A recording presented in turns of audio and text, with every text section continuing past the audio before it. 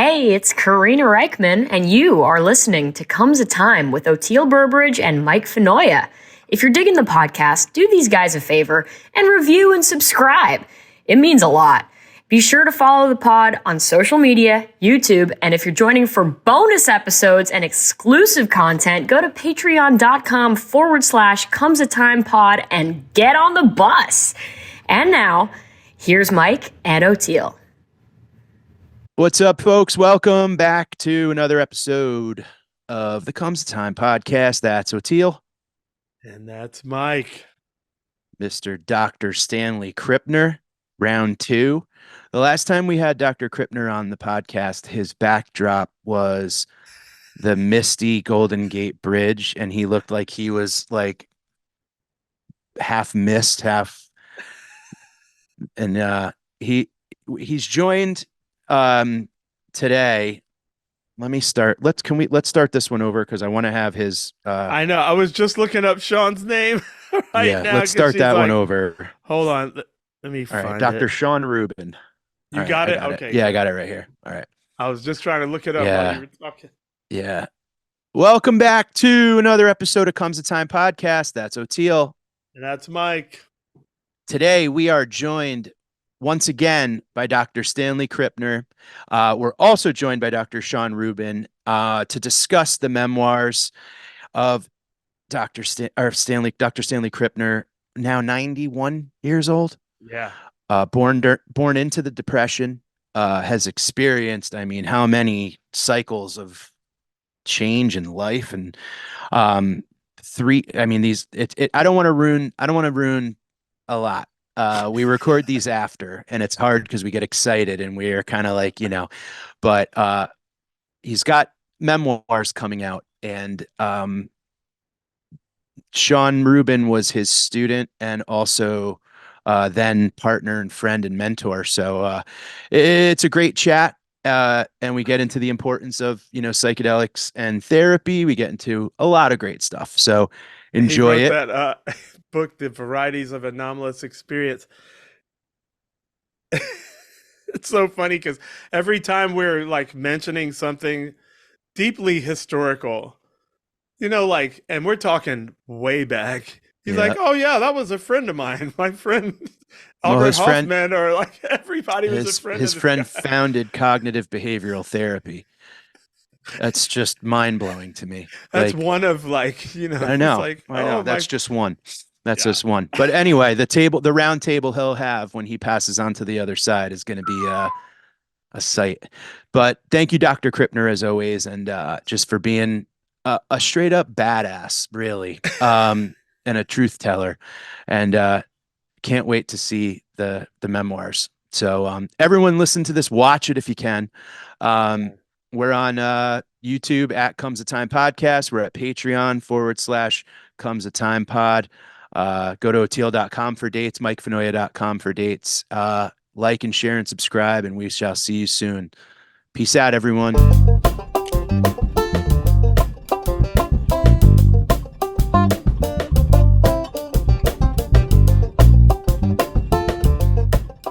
Great to have you guys here. So you're doing, is it a memoir or an autobiography?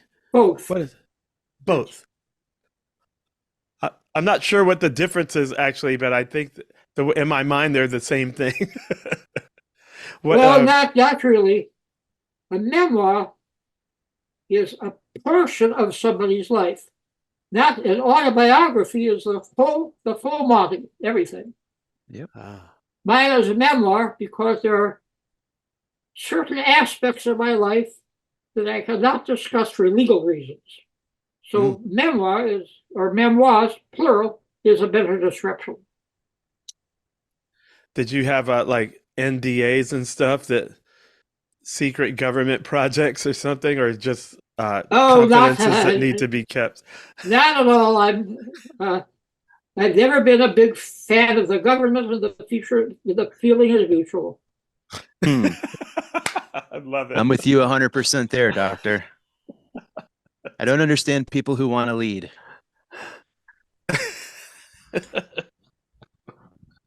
Well, one question I wanted to ask you was, did you have and this is going back, I'm trying to go back into your origin story. Was there someone in your family, like my mom and my family, my dad was the rationalist, my mom was like totally psychic.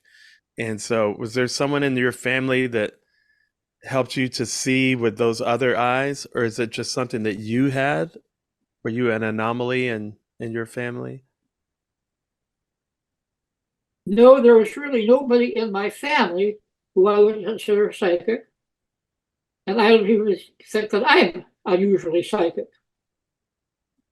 I was impacted by family members in other ways, but never got any lessons on becoming psychic. That was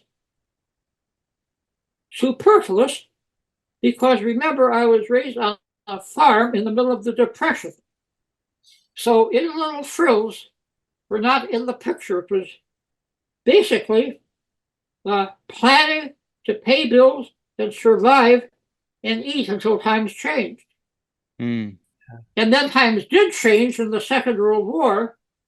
And then after the Second World War ended, things were a little bit easier to follow and work through. I Not imagine many people still alive have any memories of the Second World War, and I've got tons of memories of the Second World War. Yeah. Not many people have memories of the Depression either. Well, a lot of my memories are happy, a lot of my memories are sad, but they both need to be discussed if I'm to do a credible job on my memoir. Yeah. How old were you during those times during the Depression? I was born in 1932. The Depression started in 1929. And the Depression ended with the money that went into military expenses during the Second World War, which started in late December 1941. You were born into it. Yes. Yeah. Wow. What a time.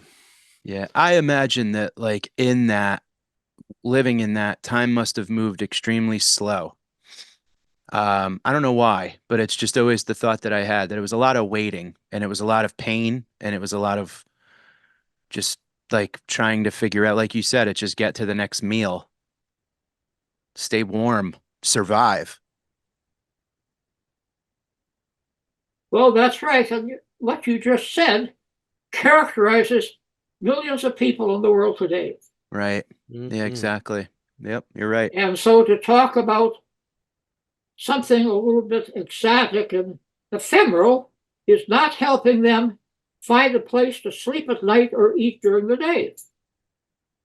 I wish it were. Mm. There's no Jesus on hand to use the loaves and the fishes and distribute it to hundreds of thousands of people. Right. So where are the miracles now that we need them? Amen to that, huh? That's Yeah. right. Agree with you. That is right. How old are you now? When I first caught up with you, I thought you were 90, 91? 91, you are absolutely right, yes. Man. I felt bad because when you did that ESP experiment with Billy Strings, that was a recreation of the one in the 70s that you did with the Grateful Dead. Yes. I was so shocked because I knew about you. I think I had watched some of your videos on Jeffrey Mishlove or something like that. And I was like, he's still alive? I was like, oh my God, he's so incredibly lucid. Like, well, many people are still saying that I thought you were dead. Are you still with us? That's got to be a crazy point in your life to get to and be like, man, I thought you were dead. I was like, wow, is that a thing now? Yeah. It's great. So I'm so glad that getting to see you talk that night. I was like, how did you get to meet the Grateful Dead? Like, what precipitated that? I had a close friend by the name of Jean Mollet, who I discuss in my memoirs. Of course, she lived quite a colorful life. And she invited me to a birthday party for Ala Raka, the great Indian tabla player. Yes. And when I arrived at the apartment for the party, Jean says, by the way, there's a drummer who is coming tonight, and he wants to talk to you about hypnosis. And I said, fine.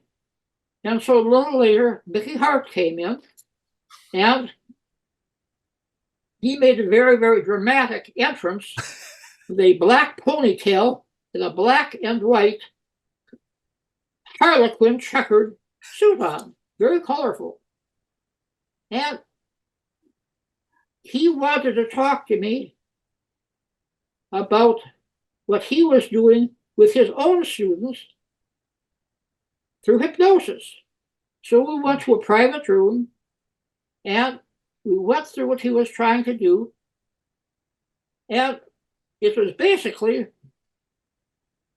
focusing of attention and providing the optimism and the energy that they'd be able to master the instrument. Mickey is a multi-percussionist, and he also is fairly good on other instruments also. And so he had a number of students. And so we went through the routines. And I said, if anybody objects to the word hypnosis, use the word suggestion. But for some people, if they think they're going to be hypnotized, that makes them even more receptive to the suggestion. So you have to gear this from person to person. Mm-hmm. So we finished our interview. Mickey got up and was heading for the door. He said, by the way, do you like rock music?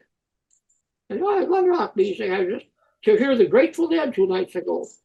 And then he beamed from ear to ear. Well, then you heard me play. Great. Amazing. So that's how I got acquainted with the Grateful Dead. I love it. We just figured out Mickey's a goblin, by the way. I see everybody as kind of mythical creatures, and I just try to put the clothes on them, like if you're an elf from Rivendell or whatever, if you're a Targaryen out of Game of Thrones, one of the dragons. And I was trying to get Mickey. And I went, he's a goblin. I texted his wife and his daughter that, and they were like, yep, he sure, they confirmed it. Goblins are supposed to be good luck too. Sure. Mm-hmm. Yes. You know, I'm trying to figure out what you are, Dr. Krippner, but I have to look at, I have to see some, a series of pictures of you from different, when you were different ages. Well, I'm not one who likes to show off with photographs and pictures, but there's a whole file of pictures of me at University of West Georgia. They have all of my personal mementos and their archives. That university keeps coming up. That and Rice University, where they have archives of the impossible. Yes, I also have archives at Rice University. They have all of my professional writings, yes. Yes, they have some of your stuff there too, but University of West Georgia, remember we did the interview with the guy that wrote the Colonel Bruce book? That's right, yes. He was tied up with them. Did you know Colonel Bruce Hampton, Dr. Krippner? Did I know who? Colonel Bruce Hampton. He hung out with the Dead and the Allman Brothers all the way back then in like the late 60s. Bruce Hampton doesn't ring a bell. Okay, he is a space alien too, or extraterrestrial, sorry, he would get mad at me for that. But yeah, West Georgia, that keeps coming up. I need to go there because I have a lot of friends in Atlanta still. I want to go there and see their archives. Well, it's incredible the space they have in the archives. In this day and age, space is so precious for things that a lot of stuff is put on microfilm and reduced to a disc rather than the whole panoply of papers and books and photographs that I've been sending. It's very hard to put a three-dimensional object into a although it's being done. But I just sent 32 boxes of autographed books to West Georgia. They wanted my whole autographed book collection, which is about 1,000 books, including Mickey Hart's books. Wow. Because you've made contributions to his books as well, right? I don't understand your question. No, to Mickey Hart's books. Yes. I think Yes. they were very well written and extremely worthwhile and interesting, right? That's awesome. Yeah, 1,000 Mickey books. had a favorite way of signing autographs. It's the music, stupid. That was a takeoff on Bill Clinton's campaign slogan, it's the economy, stupid. Music, stupid. Yeah. That's It's hilarious. And so, Sean, how did you connect with Dr. Krippner, and when did you start working together? Yeah, as a student of psychology, I discovered Stanley's work on dreams about 25 years ago, and then got to meet him and work alongside him about 15 years ago. So then I discovered all the kind of far out and exciting and extraordinary contributions he made, not just within psychology itself, but beyond, across disciplines, across the social sciences, and learned about his whole career, how he and his colleagues in the 60s essentially created and shifted psychology to become much more humanistic, humanitarian, cross-cultural, and went as wide and deep as possible. Consciousness studies, dreams, study of sexuality and gender, psychedelics, the creative process. So he and his colleagues opened up all sorts of opportunities and created the schools where students could then learn and do their own kind of personal research. And so that's how his global scope happened. And Stanley's known and respected all over the world and was invited in to participate in indigenous ceremonies and rituals for healing and growth. And that's what the memoirs contain. There are 3 volumes. When we invited Stanley's memoirs, I assured him there'd be no censorship. You can say as much as you want. I didn't realize he has a photographic memory for his life. And so, excellent. yeah. It seems like that you would have to start new schools, because I would imagine the straight academic bureaucracy would not have taken too kindly to all the stuff that you were introducing, Well, I would say that mainly they simply ignored and bypassed it. But as the years have gone by, there have been any number of major changes in the academic community. And to give you one example, I'm a member of the American Psychological Association, which has its own publishing company. And I've written chapters for some of the books that they've published and done endorsements for other books. And last year, they came out with the book, Death in an Altered State of Consciousness. And the book is filled with evidence of life after death, mediums and channelers and reincarnation, etc., all with experimental scientific backing. And when I went to APA last year and went to their booth, I saw the book front and center, and then in the smaller venue, there it was again. So they're really pushing the book, and I hope it takes off and gives a number of people a insight into the research that's being done with life after death, which is very, very different from what, in many ways, what organized religion is talking about life after death. Yes. Because so many people who've had near-death experiences and who have come back describe an afterlife very, very different from the religion to talk about heaven and hell and punishment and damnation. No, that doesn't happen in life after death, according to the people that came back. A friend of mine just had a near-death experience. She was a lifelong atheist, Eric and I, the video tech, are making a movie about people that we know that have had anomalous experiences.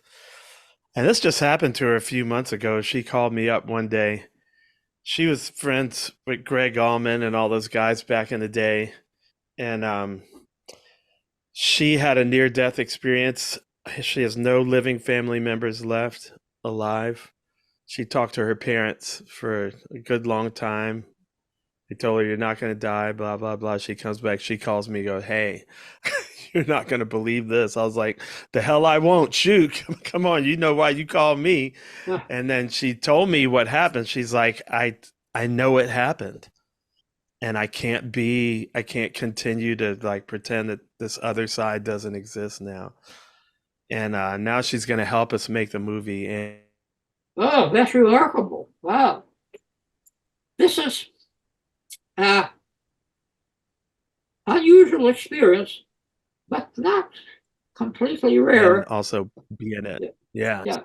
Eben Alexander, a surgeon, an atheist and skeptic, he had a near-death experience, had a glimpse of the afterlife, came back, wrote a book about it, and now gives lectures and workshops on the topic. Completely changed his life. It's really interesting. I've had a couple of experiences recently where I've been doing ketamine-assisted therapy for depression, and I don't want to say it's near death. I want to say it's more death-accepting experiences where I think a lot of us struggle with like, I hope there is easier than here kind of, or something like that. And we have fear about the crossing over and all of that. And I'd say that in a lot of my experiences, the best feeling I had was if it ends here now, I'm okay with it.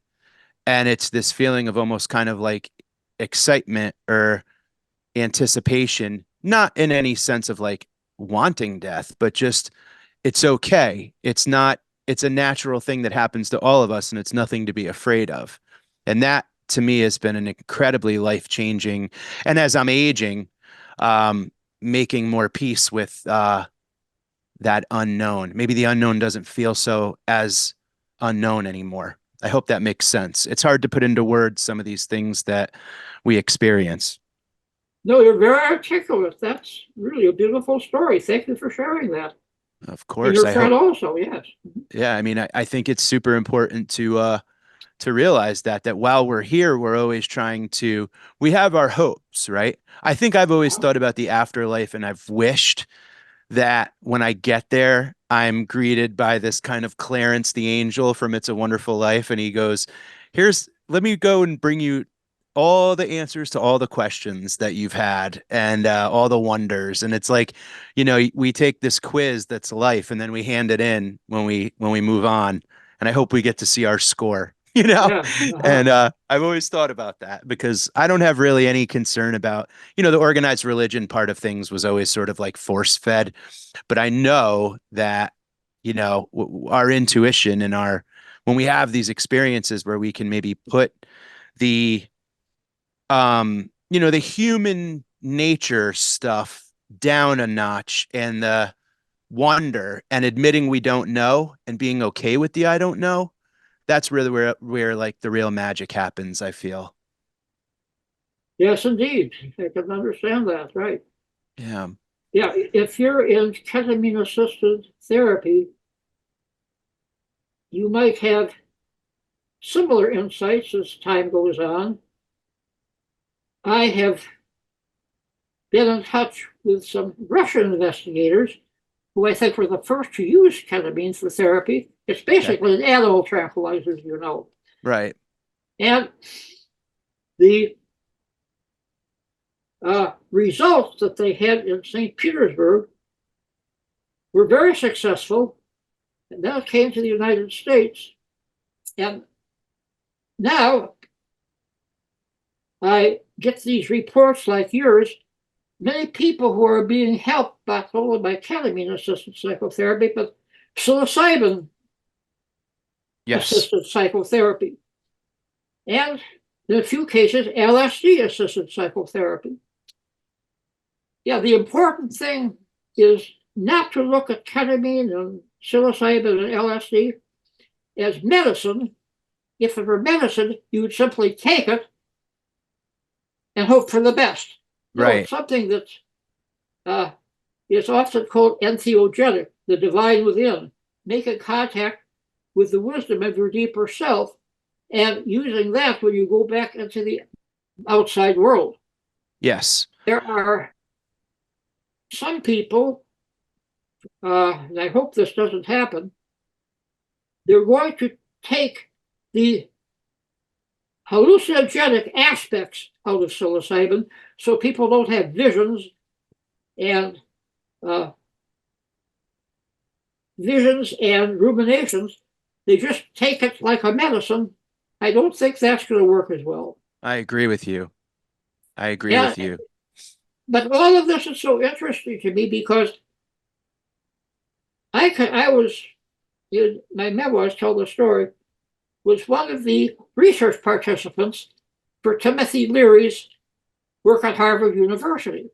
Yeah. And that's how I got involved in psychedelics.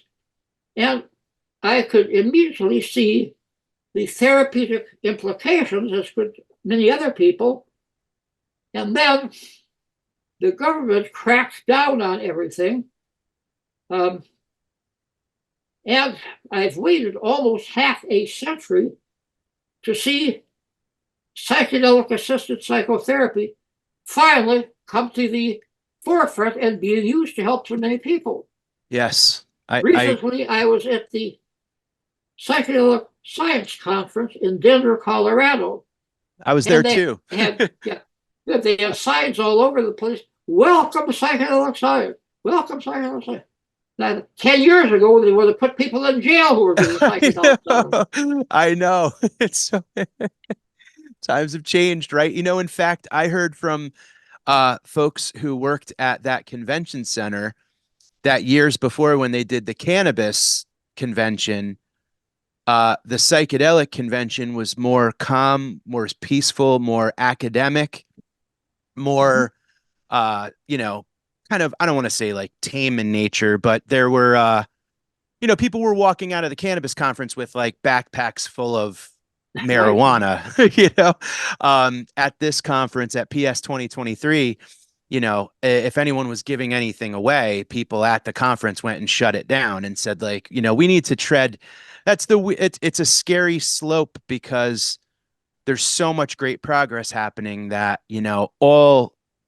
all research, all work needs to be taken seriously, because one black eye on the, face of this movement could really set the whole thing back a decade or two. And that would be really detrimental at this point. Oh, you're very, very right. The opponents of this type of therapy are in the wings waiting for somebody to kill themselves, kill others, etc., and blame it on the psychedelic therapy. Right. Exactly. That's very true. Now, I have a whole chapter in my memoirs called Reefer Madness, and that traces what I learned about marijuana over the years. And one evening, I was with Timothy Leary and some students from MIT in Boston, Massachusetts Institute of Technology, came in to visit him, and they were saying, we've been smoking marijuana, and we have some of the same effects that you're reporting from LSD. So that was Timothy Leary's introduction, as far as I know, to the topic of marijuana. And about 6 months after that, I was at a party in Greenwich Village in honor of Timothy Leary, and they were passing around a joint. So that was my first experience with marijuana myself, also tied in with Timothy Leary. And Timothy Leary was always very good to me and always very kind and supportive to me. So I don't like to say too many negative things about him. But his advocacy of tune in and drop out after taking LSD was sort of a simplistic approach that I could never quite buy myself. And also, psychedelic therapy went back much further than Timothy Leary and the Harvard Project. God, yeah. Yeah, it goes back to early psychedelic assisted experiments in psychiatry with people who were using it to treat alcoholics. So there's a whole legacy of LSD psychotherapy before Timothy Leary. One journalist said, well, Timothy Leary did not start psychedelic research, but he ended psychedelic research. Yeah, that's very true. Yes. Yep. And then it takes someone like Rick Doblin to bring it back into the mainstream. Oh my God, Rick Doblin has been doing such an incredible job. I've known him for a long time, and he's one of my favorite people in the world. Oh, absolutely! For him to go to Harvard and work on a PhD in public policy, that is not easy. But it gave him the credentials he needed to make the innovations and changes he has made. Yeah. He really. Albert Hoffman doing that like since the beginning. Like, yes, of course. Albert Hoffman was a good friend of mine, but remember, he was not a psychotherapist. He was a chemist, more of a chemist. He was a chemist. That's right. Yeah, I got you. I actually had the great honor of being invited to speak at Albert Hoffman's 100th birthday party. Yeah.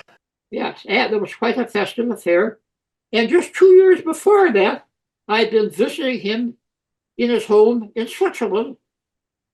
And neither one of us had any idea that the Swiss would actually arrange this big extravagant birthday party in his honor. I'm just glad, again, that he lived long enough to see his work honored and respected in that way. Yeah. Amen. You know, I want to echo what you said there about the whole tune on, tune in, drop out, and the whole like how it's not that easy, especially when it comes to therapy and therapeutic, modalities. I would say that as equal in importance, the ketamine and psilocybin and all of that was the incredible cognitive behavioral therapy that I did along with it. It's not like you said, you take a pill and hope for the best. It's not cholesterol medicine. It's a tool to do the work. And I'd say that if it wasn't for the professionals that did that cognitive behavioral therapy and taught me the tools, that maybe ketamine was more like the grease that made those gears move, or mushrooms were kind of like the WD-40 to loosen up those kind of bolts that have been locked in place. You still have to turn the wrench. You still have to do the work. I think that's what's the important thing that I hope a lot of folks in this movement reiterate. It's I can only speak for myself. It was like a 12 to 16 month endeavor of like real deal work. It was work. Yeah. And it is when the shamans do it too. They're like, it's not just like entertainment. There's a process to it. And when you go back and read, like, I was reading or listening to maybe on the audiobooks of the Ram Dass, you realize like the amounts of acid that they were doing back then. Timothy Leary, like they didn't know, I guess, but really gargantuan amounts of LSD, which if you're struggling mentally, fluff jars, basically. Yeah. If you're struggling mentally, that's not the route to go. You're just going to be lost at sea. So this is not, that's not necessarily the approach we want to take. When I heard Timothy Leary address a huge audience suggesting LSD once a week, marijuana every day. Oh my God, there goes the neighborhood. Yeah, I mean, honestly, you know what the cops heard? The cops heard overtime. The cops heard, all right, let's get it Quota's down. going to get met every month. Yeah, No let's problem. get that new Yes, car. but you talk about the indigenous people who have been using psychedelics for ages, and they used it for healing purposes and spiritual purposes as part of a well-designed ritual. Right. Yes. I actually had the great fortune of getting to meet Maria Sabina, the shaman in Mexico, who actually introduced the world to the psychedelic mushrooms.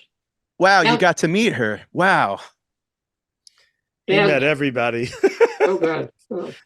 And you're talking about cognitive behavioral therapy. One of my good friends was Albert Ellis, who founded cognitive behavior therapy. And so he initiated, along with a psychiatrist along the way, to put cognitive behavior therapy on the map. And now, of course, it's being practiced everywhere. Again, it has to be focused. Again, it's not a magic wand. It's hard work for both the therapist and the client. Right. Right. And for the layperson who may be listening, who's interested, you know, I personally, because I've gone to many different therapists, I kind of feel like, you know, there is this stigma or maybe like a stereotype to talk therapy, like, well, time's up, same time next week. And it's sort of just that unended until you decide to stop. Cognitive behavioral therapy was you get tools to literally analyze and interpret your way of thinking and say, on a scale of 1 to 100, how possible is this to be true? And if it is there evidence to support it? Is there evidence to support otherwise? If this does happen, this fear, am I going to die? How strong of a thing? Like, it literally gives you a new way to self police or self administer. The liar. Well, and a lot of it's not. It's like, oh, it's all going to go. A lot of it's also like bad. No, it's not. And there could be validity to some of it, but it's also, you know, it's not going to kill me. It lets you, you know, compartmentalize those thoughts. So I'd say out of all of them, we got work done. We went in and we did the work. So I should add that you can also use psychedelic assisted psychotherapy with a humanistic or a positive psychology orientation, or even a psychodynamic orientation. So it works very well with cognitive behavior therapy, but also works pretty well with some other approaches to psychotherapy. Yes. It's all about the work. That's the therapy that I started in like 98, 99, where that was the first time I ever did it. It's the first toolkit I was ever handed and say, look at this tool. It does it. Man, stuff that's happening in my life right now, I'm seeing the connection to back then and be like, yeah, you applied this in this way since then, and this is why you're here at this point now. Just like building steps up. And the older I get, the more I realize how valuable that first toolkit was and that first therapist was, and the whole journey along, like not finding the right one, you move, you got to find another one, and you get but all that is part of this work, this journey on self-improvement and growing in awareness and expanding. And it's so not a take this pill and well, and also like you're saying, Oteil, like sometimes when you're going for help, you're at your wit's end, and to be able to make the conscious decision, this therapist is not for me. That sometimes is the hardest thing to do, because you have to stand up for yourself, and you have to say, this person's not the right. You have to break up with this stranger and then go find another one in your insurance network. Also, and also make sure when you think you can trust your brain the least. That's what I mean. Now I'm at my wit's end. It's like, oh, so now I got to trust myself now. This guy doesn't know what the hell he's doing, or she doesn't get me, or we're not. But you do, and that's that work. It's all work. It's like it's life. The stakes are high, man, folks. We Dr. Krippner, one of the things I wanted to bring up to you, and it's from whether it's I've tried a lot of things to, in my life. I've always knew there was something maybe more out there than the surface level or and what I have found, the moment of relief or the moment of peace or transcendence, whether it is transcendental meditation or whether it's a sensory deprivation tank or psilocybin or ketamine therapy or whatever it may be, the thing that always seems to get me there, that place, it's a very silent, it's a silent, deep space where just human noise doesn't necessarily exist. Human time is not important. It's like a suspended animation type feeling. And I can imagine that is a palette for experiencing those astral projective moments and those moments of like maybe entering into that door into the next world. I don't know what that moment is, and it's hard to put it into words because it's nothing we experience. But it's like when you get there, something in there says you're here, you've arrived, and that's the moment that I don't want to say I chase, but it's a very important place to go when we're trying to achieve, that higher state or next step or new chapter or whatever it may be. And I'm not even quite sure what I'm asking you, but is that something you've heard before, or is that something you've experienced? Is that place only, am I imagining it? Because it's nothing I really talk about with anyone, No, no. I've heard some of the reports, for decades. But you are very articulate. You put it very, very well. You should get that on disc or in print or something. You've given such a good description. Thank you. Very, very impressive. Yes. It's peaceful. It's there's no noise there.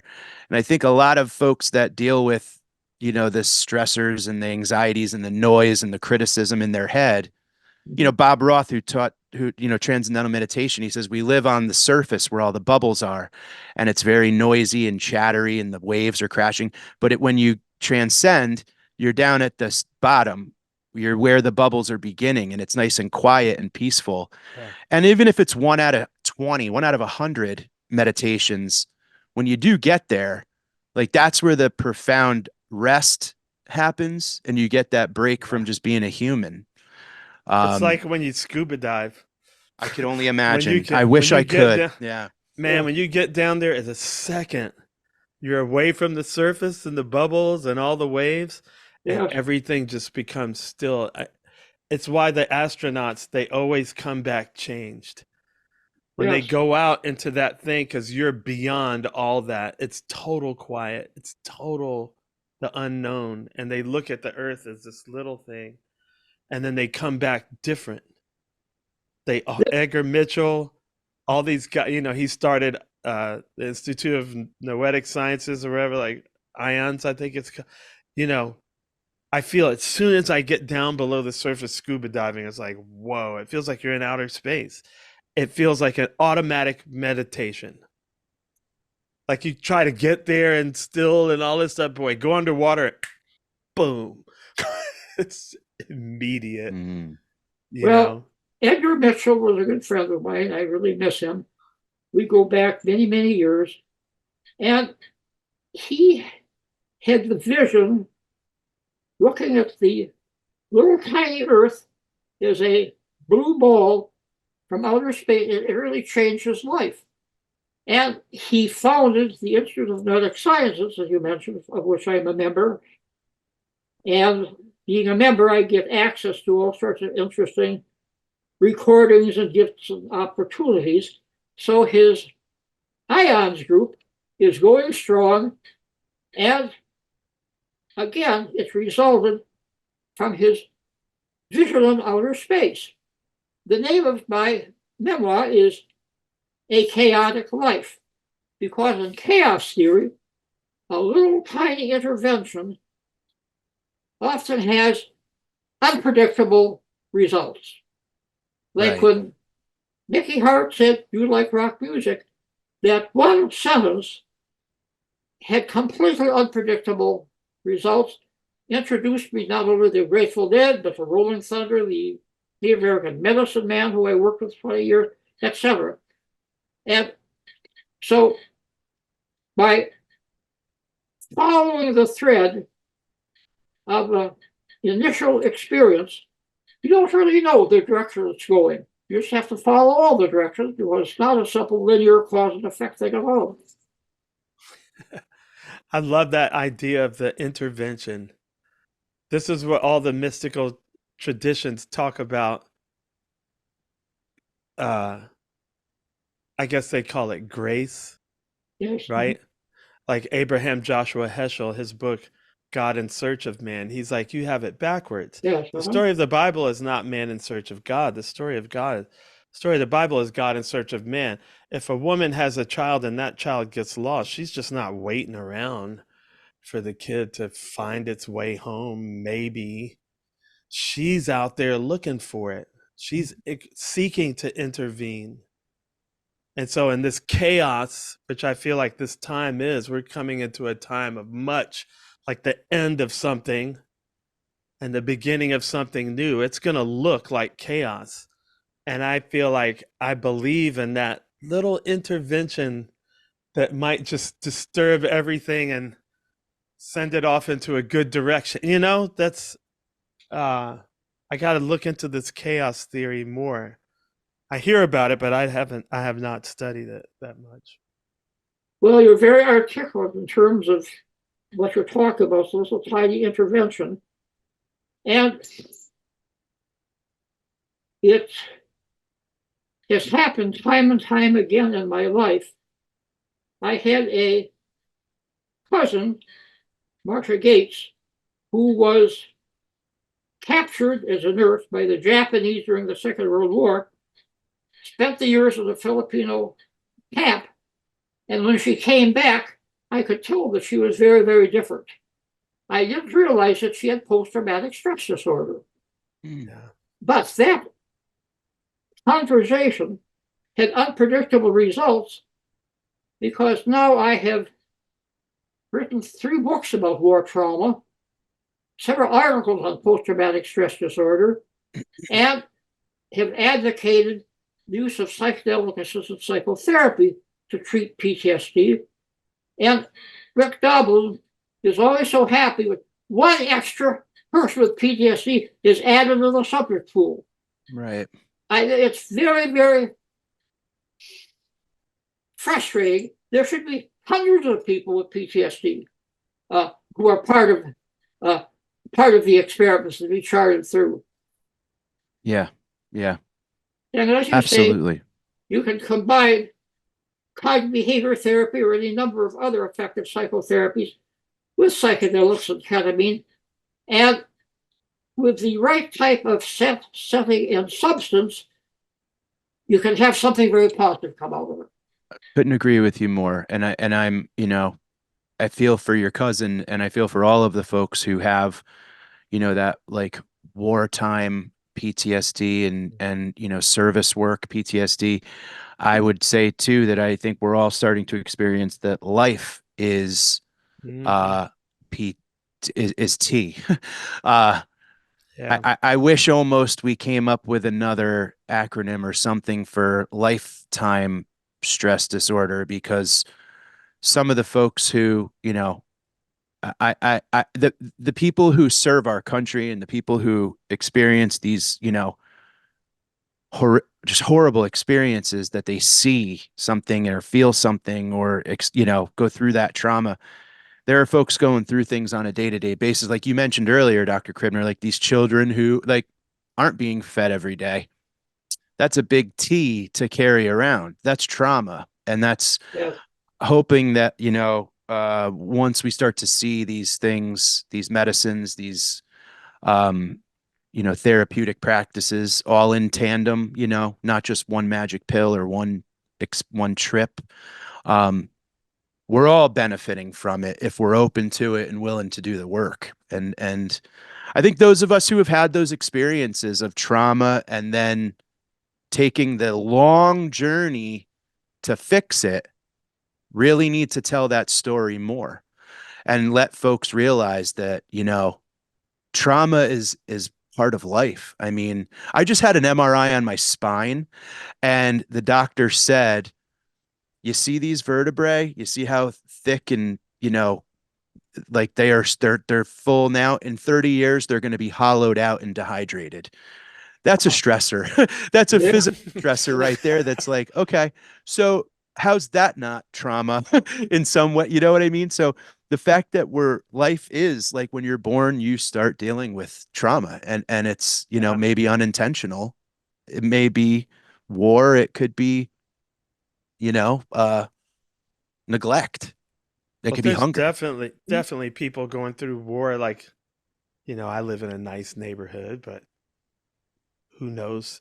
10 houses down, there may be some child growing up in an absolute nightmare. Policemen, Sure. firemen, Right? nurses, Abuse, like who knows what kind of multiple domestic. layers of Yep. abuse. Yeah, like whatever it is.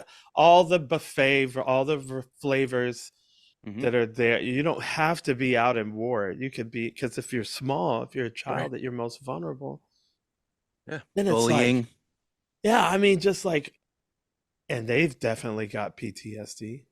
You know, It's- it's ubiquitous. It's Yeah. what's the first noble truth of Buddhism? Suffering. All of life is you know? suffering. Christianity, take up your cross. Like it's focused Yeah. on, this is a reality, a big one we got to deal with, and we're all gonna, And just And- getting here, the trauma of childbirth, right? You know? and Oteil, I'll tell you that, like, in the moments of the ketamine treatments or the psilocybin experiences, I would have these kind of like moment of like, oh, like it's okay. Like I finally saw it for the size that it deserved. You know, when you look in the mirror and it says objects in mirror are larger than they appear, you know, this was like, I turned and saw it and I'm like, I got this. Like, it's okay. And that is the experience that, like, that's flipping the record and listening to a new song, not that same song over and over again. What a moment I want of grace everyone to that be, is, man. I want everybody to be able to experience that and have the courage to, you know? Yeah, absolutely. We can. I want to get back to music for a minute because music plays a very important part in many people's trips. Yes. And Yes. Absolutely. I met Stan Groff for the first time when he came to the United States, and we had a little soiree at Gene Houston and Robert Masters' home. And I've been following his work ever since. And as you know, he has a holotropic breathwork system where people can enter into an altered state without drugs, but with music. Right. And I underwent his breathing session to see what it was like, was very impressed. And I started to do sessions on my own, and Stan gave me a cassette, exactly the same music that he had been using. And the music is so incredible because you can see it start out very, very slowly and then reaching a higher intensity as either the breathing goes on or the drug goes on, and then gently resuming. Yeah. Yeah, so music is very, very key. I don't do holotropic breathwork anymore because now there are plenty of people that Stan has trained to do holotropic breathwork and even have certificates to back them up. Right. That's I think very Africans have been doing that for a long time. Yeah. Native Americans. You know, with the drums and the dance and it definitely changes your breathing. Like so much of this I access through music. You know, like I was able to reach meditative states in music, playing music. Mm-hmm. You know, just hitting a cymbal, and the vibrations. I see my son do it, you know, but we're wired for it. We are created this way for exactly that. You know, that's why music, you know, they say like we already have the cannabinoid receptors in our brain, like our brain's already made for it. Sure. They're made for each other. And our paradigm has just tried to talk us out of it, you know. Like here's a great intervention into the chaos. You know, I always think of MK Ultra, and they tried to use this thing for mind control, and then this little intervention happened and said, give it to Ken Kesey. Boom. Yes. Just My man. backfired 180 degrees. That's why I say I always look for it, you know, like I believe in it. Like I don't believe in a specific religion, but I believe in that, whatever that is that will intervene in that chaos. Like I'm waiting on you, baby. Come on for that next one. You know, yeah, you talk about MK Ultra. Some of your viewers and listeners might not have heard of that, but it was a code name for government-sponsored research in LSD. They did a very, very bad job of it. They thought it could be used for espionage purposes. And for mind control, right? Oh, good heavens, yes. A friend of mine was actually in the military, and his whole battalion was given LSD as part of that experiment without any preparation. Yeah. They just wanted to see what would happen. I mean, fine. Do that maybe with rats or with monkeys or nowadays with artificial intelligence, but don't do that with members of the military, with human beings who don't know what's happening. Yeah. No. And what was the dosage? What was the dosage? Right? Yeah, I bet you they didn't microdose. Yeah, I bet you they didn't microdose them. I bet we would be shocked at what they gave. It would be like, oh, it was 700 mics. Like, what? Yes, I know. I don't know. I'm not saying that's what it was, but I'm like, you know, Leary and those guys were doing like enormous amounts because they didn't know any, you know. Oh man. Well, even a microdose when you don't know it's coming could be a real cage rattler. Bit of like, what's going on? But they were giving it to they had prostitutes. This is how devilish these guys are. Yes. Prostitutes giving it to their Johns in San Francisco without them knowing it. That's right. Again, I wonder what the dosage was. This is some devilish stuff, man. But didn't work, did it? It did not work. Little interventions happened. Yes. It is. I think the MK Ultra did more damage to LSD therapy than anything that Timothy Leary did. Of course. Yes. At least Timothy Leary's heart was in the right place. Yes. Amen. And he was out there. And he wasn't hiding it. Yes, he said, this is me. This is what I'm doing. It wasn't, oh, look away while I put my hand in your oatmeal. That's right. Yes. And you know, when I did it, when I was, what was I, 18, 17, was that right after I graduated high school. Now, my friends were all, you know, they weren't doing like extreme, like crazy dope. They weren't doing like 5 hits of acid, you know. Mine were. But we had this stuff called King Tut, you know, and I've had always the Egyptian. I'm always with the Egyptian stuff. And I said, you know, I think I'm just what you guys are doing. And you were talking these little teeny squares. Man, I got me a little bitty scissors and I cut that mug in half. I was about to cut it in half again. I was like, let me just see what half of what y'all doing, you know. So if you had a little common sense yourself, because I had fear, the good kind of fear, where I was like, hey, this is definitely messing with your brain chemistry. It's a little teeny piece of paper. So how about I went into it scared, thankfully, and kind of microdosed myself, you know. But if you're not even, at least Leary was like up front, you know, you could have the opportunity to go, hey, could I do half that or a quarter of that, you know? There's nothing wrong with, good fear.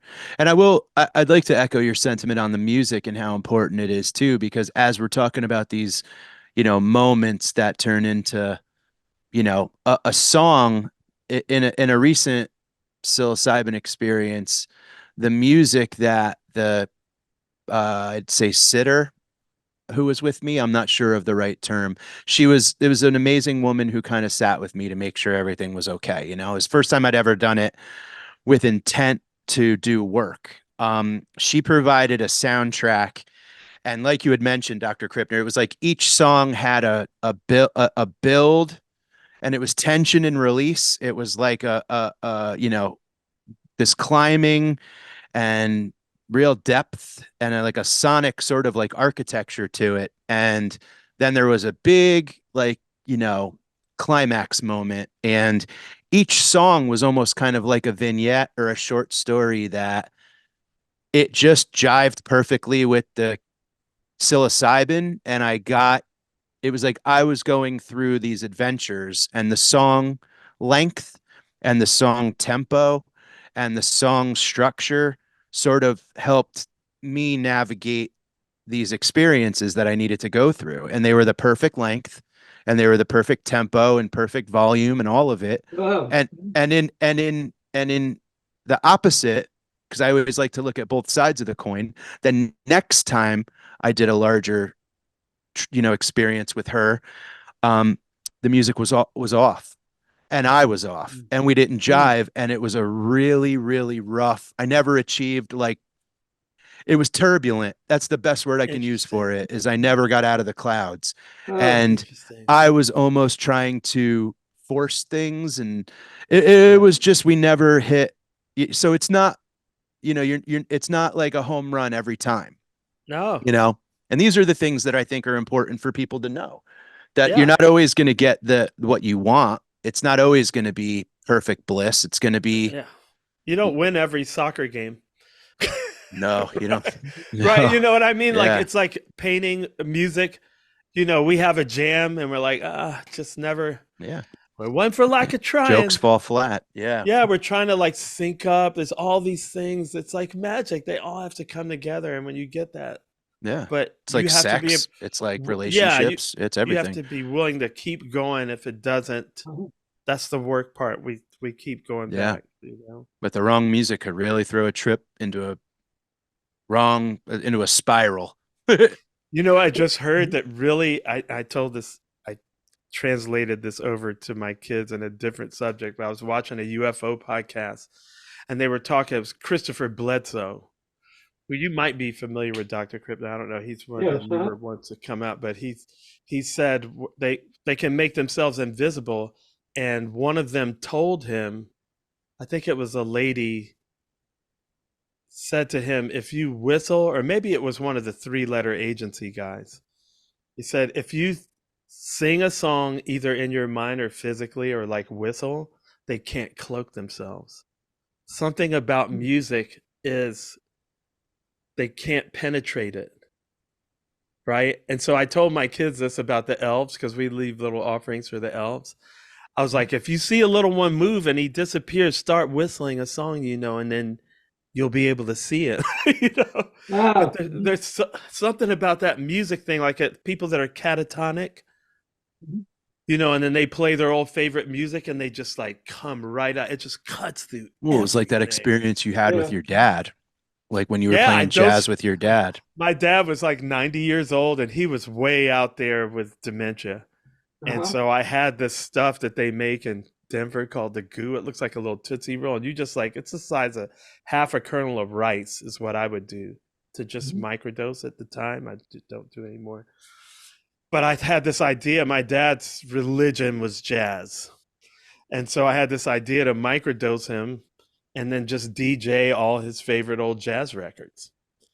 So I gave him the dose, and I said, it's going to take about 30 minutes to kick in. And my nephews are like, yeah, it's only been 15, but I'm pretty sure Pop's kicking in. I was like, all right, well, let's get this thing. And I literally just did it by the album cover. I just put in jazz on like Apple Music, and I would scroll and I'd see an album cover from my childhood.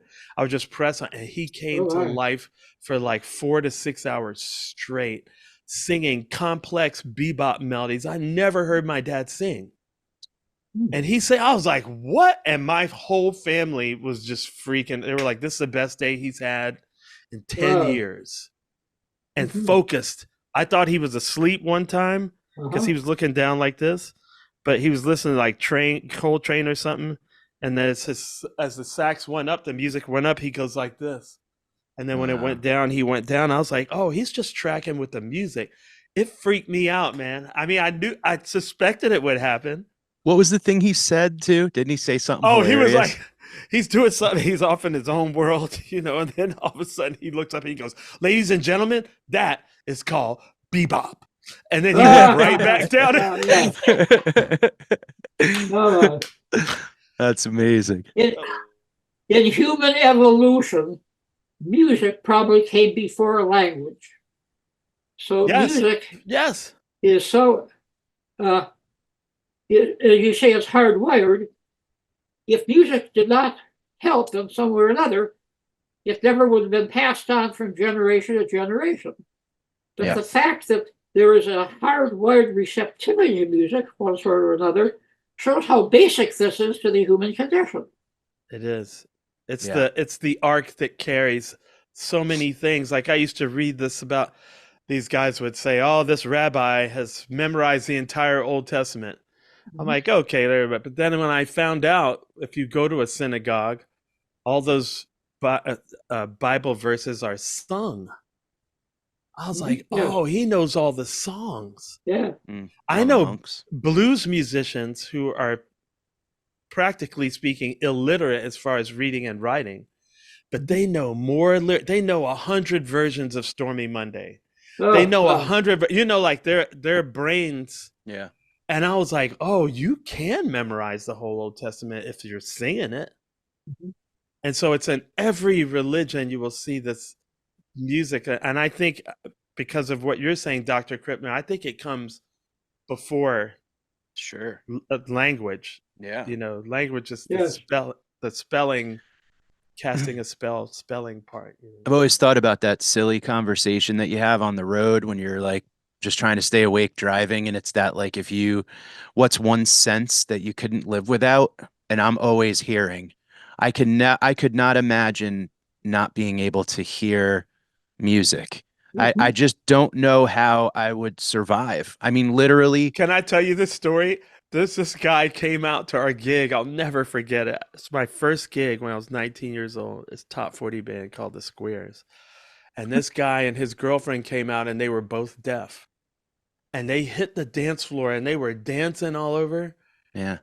And I was like, so I went up and talked to him. I was like, okay, I don't want to stereotype. like, what are you getting out of this? The vibration? It is. And this is what I didn't realize it then because I was 19 years old. But if you've seen this thing called cymatics, where they put sound, they feed it either onto a platform with sand on it or water. And it moves, and it makes geometric shapes, right? And this tone makes a hexagon, and then this tone makes, and it just shifts like this, and it shifts. But they're all these like defined shapes. And I thought, we're like, how much percent water? Like 80, 90% water? 90% water, at least, yes. Those sound vibrations are hitting all the water in their body and making all those shapes. They may not hear it with the cochlea or whatever it's in I don't know what our ear anatomy is, but I think and they told me, they said, we feel it. And they would have joy. They had the same look on their face as me and the guys that were playing it. And they were dancing much more in rhythm than a lot of the other people because they were like, depending on the vibrations. And it blew my mind, dude. I was like, I have a former student, Henny Cooperstein, who works with autistic children, and many of them really cannot speak. But she teaches them to play a musical instrument. And so once they play the musical instrument, that gives them a new way of relating to the outside world. That's beautiful. Yes. Opens up another pathway. I saw one of those on Instagram recently. It was an autistic kid, and somehow he got in front of a piano, and like a couple of weeks later, he's just like flying. You're like, all right, what's up with that? And that person is considered disabled. We got it wrong, man. Yeah, you've got to be careful when you throw those labels around. I know. That's true. That's true. So the book, is it what's the plan on release? And I know you said there's volumes. Is it all at once, or is it going to be in pieces. Can you tell us a little bit about that? Sure, I'm happy to talk about that. So yes, it's going to be released all at once in print and electronic formats, and we're looking for a March release date. And yeah, it'll be available through University Professors Press, and then wherever else you might find your books and buy them. Yeah.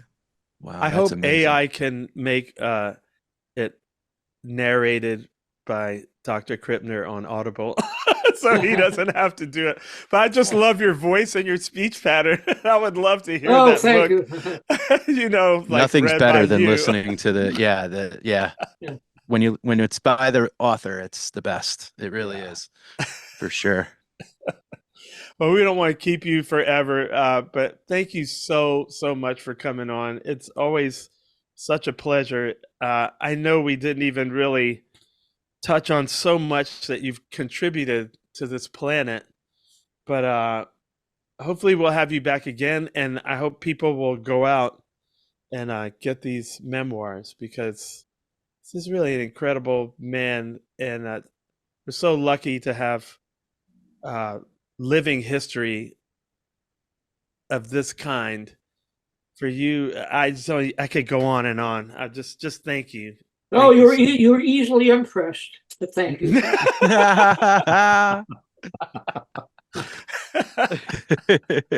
Too humble, too humble. Thank you Usually both so how it much goes. for joining us. Thank you. Thank you, See Tim. you guys Thank next you. time.